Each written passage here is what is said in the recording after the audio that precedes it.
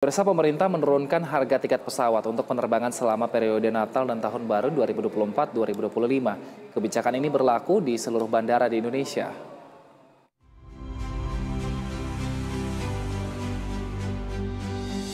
Jelang periode libur Nataru 2024-2025, pemerintah menurunkan harga tiket pesawat hingga 10% dan hal ini dinilai membantu masyarakat dalam rangka mengurangi beban harga tiket pada seluruh bandara di Indonesia.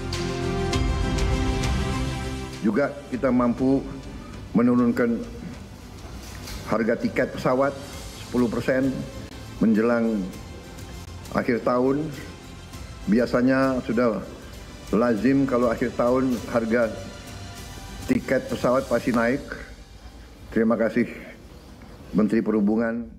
Seperti diketahui, kebijakan penurunan tarif pesawat angkutan udara merupakan arahan langsung dari Presiden Prabowo Subianto. Dan hal ini sebelumnya juga telah disampaikan oleh Menteri Koordinator Bidang Infrastruktur dan Pembangunan Kewilayahan Agus Harimurti Yudhoyono. Ini melibatkan semua stakeholder, jadi Pak Menhub bersama stakeholder yang lainnya termasuk bagaimana maskapai, BUMN, ini juga sama-sama menyadari pentingnya penurunan harga tiket untuk masyarakat kita dan juga menggerakkan ekonomi termasuk pariwisata. Pemirsa, pemerintah menurunkan harga tiket pesawat untuk penerbangan selama periode Natal, Tahun Baru 2024 dan 2025. Kebijakan ini berlaku di seluruh bandara di Indonesia. Dan untuk mengetahui informasi selengkapnya, kita sudah terhubung dengan Kepala Biro Komunikasi dan Informasi Publik Kementerian Perhubungan, Budi Raharjo. Selamat sore, Pak Budi. Selamat sore, Pak Winston. Baik, Pak Budi, ini tentunya menjadi angin segar bagi warga yang ingin berlibur ataupun menghabiskan Natal dan juga Tahun Baru bersama dengan keluarga. Nah, tapi kalau boleh tahu, Pak, bisa di-spill kira-kira dari tanggal berapa dan juga tanggal berapa ini untuk penurunan harga tiket pesawat ini, Pak? Baik, jadi penurunan tiket pesawat ini berlaku mulai masa periode angkutan Nataru ya, mulai tanggal 19 Desember sampai dengan tanggal 3 Januari 2025.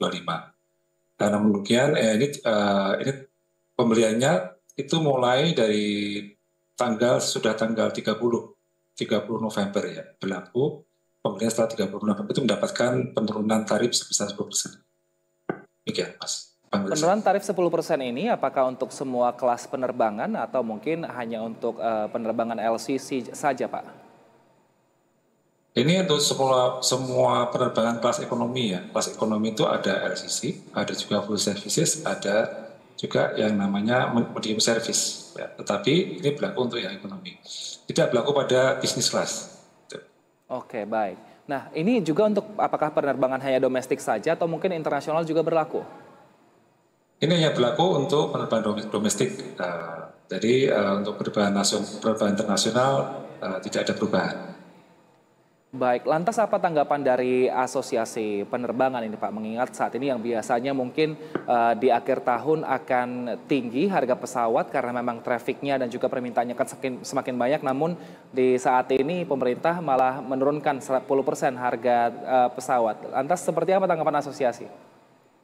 Ya, jadi proses penurunan tiket pesawat ini sebenarnya kan sudah mulai proses cukup panjang dengan melibatkan semua stakeholder yang ada termasuk para maskapai penerbangan.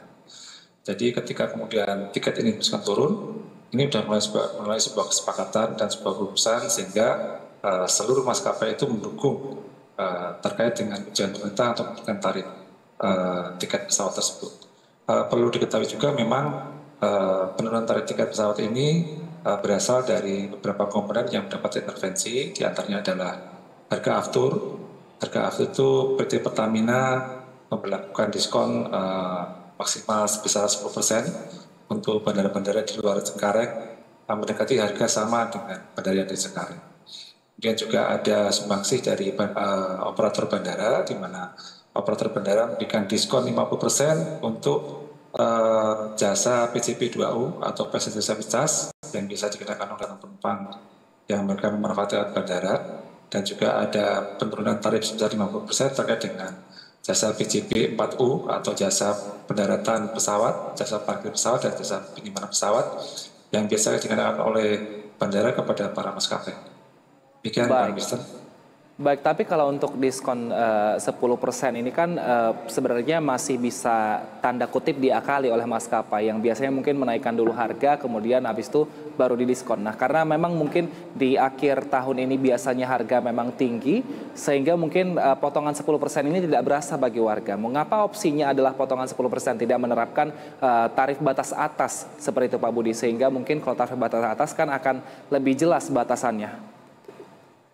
Ya, perlu diketahui bahwasanya penurunan tarif ini tetap berlaku tarif batas atas. Jadi tarif yang berlaku tidak boleh melampaui tarif batas atas. Ya.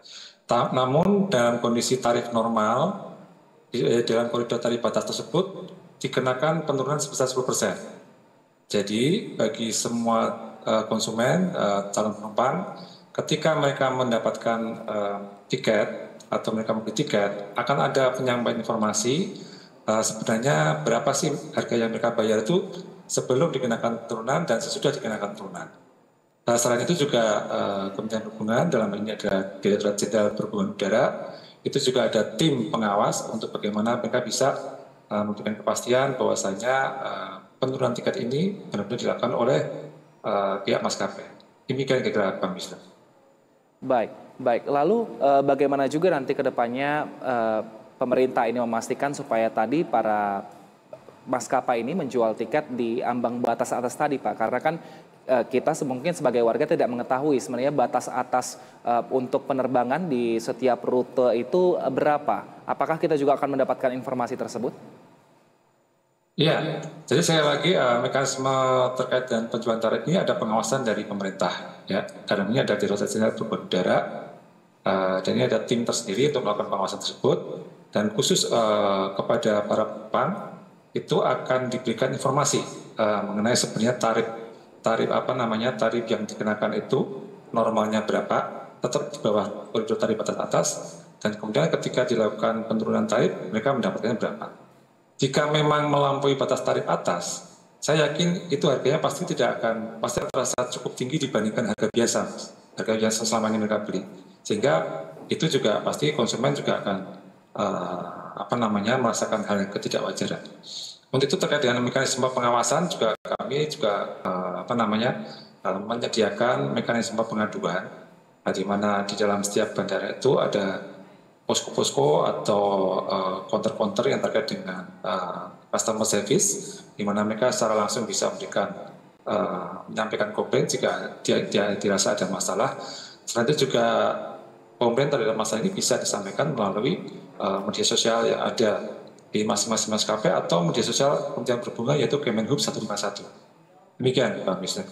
Baik, selain mengatur tarif, kita juga kan berharap supaya pemerintah juga mengatur para maskapai ini supaya penerbangannya ketika nanti pun di jam-jam sibuk karena banyaknya traffic di bandara ini, tapi berangkatnya tetap pada jam yang sudah disesuaikan atau jam yang sudah ditentukan seperti itu.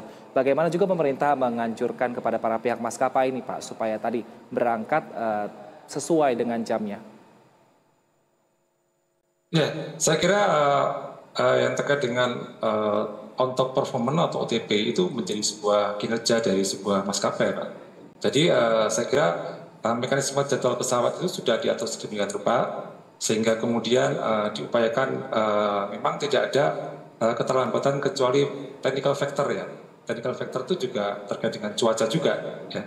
Nah, apabila memang ada faktor-faktor yang memang secara technical factor tidak bisa dihindari seperti halnya juga cuaca, memang ada kemungkinan kemudian jadwal penerbangan itu bisa berubah gitu, atau yang sering kita sebut delay.